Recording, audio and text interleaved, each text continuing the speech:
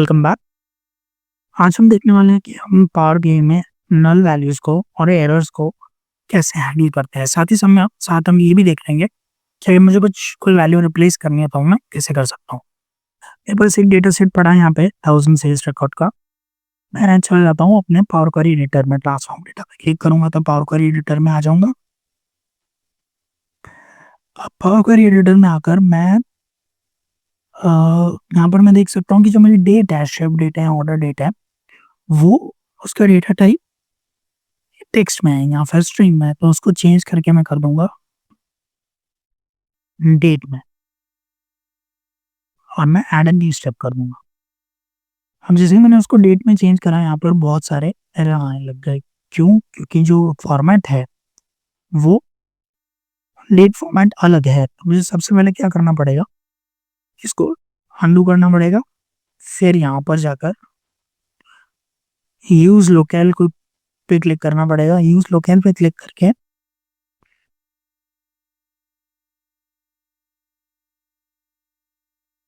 जैसे ये आएगा कि हाँ टाइप विद लोकल, उसमें जाके मुझे डेट सेलेक्ट करनी है।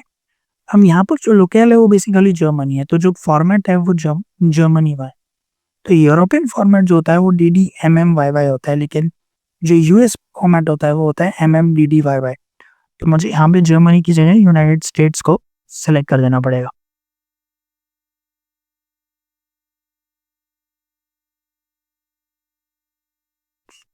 इंग्लिश में यूनाइटेड स्टेट्स एंड ओके। जैसे मैंने उसको यूनाइटेड स्टेट्स के ये सारी डेट्स पढ़ लिया गई। सिमिलरली यहाँ पर जब शिप डेट है उसके साथ भी मुझे यही करना है, तो क्लिक किया यूज लोकल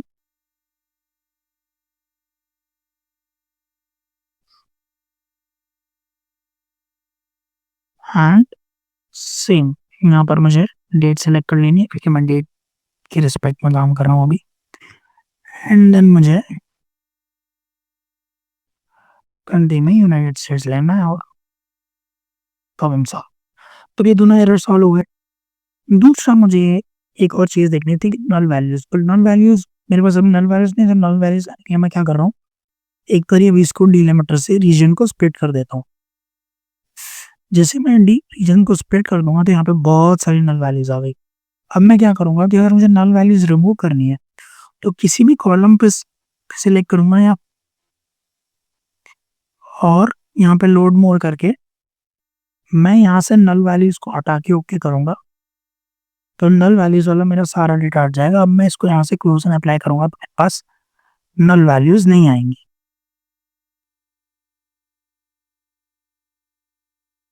कुछ इस तरीके से जैसे मैंने यहाँ पे नल वैल्यूज हटाई और मैंने ओके किया, नल वैल्यूज हट गया। अगर मुझे वापस चाहिए तो मैं इसको सेलेक्ट कर लूंगा और ओके कर दूंगा। फिर से एक बार देख लेते हैं। फिल्टर्स पे जाएंगे, सारे सिलेक्टेड हैं। सबसे पहले इनकम्प्लीट है तो लोड मोर करेंगे, कंप्लीट हो गए। अब नल वैल्यू को हटा देंगे, ओके करेंगे, फिर डेटा को क्लोज एंड अप्लाई करेंगे तो यहाँ से नल वैल्यू एलिमिनेट हो जाएगी। अभी मैं सिलेक्ट ऑल कर लेता हूँ, ओके कर लेता हूँ और यहाँ से मैं सारे स्टेप्स अंडू कर देता हूँ।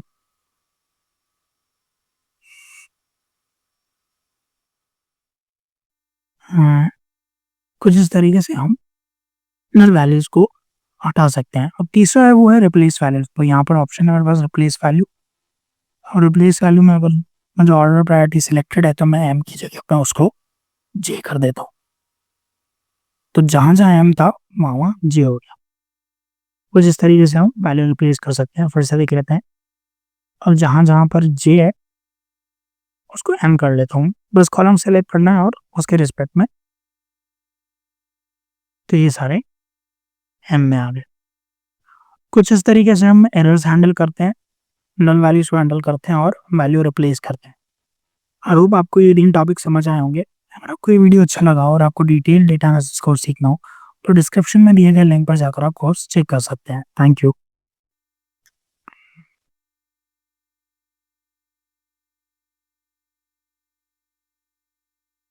अगर आपको ये वीडियो अच्छा लगा हो और आपको डिटेल डेटा एनालिसिस कोर्स सीखना हो तो डिस्क्रिप्शन में दिए गए लिंक पर जाकर आप कोर्स चेक कर सकते हैं। Thank you.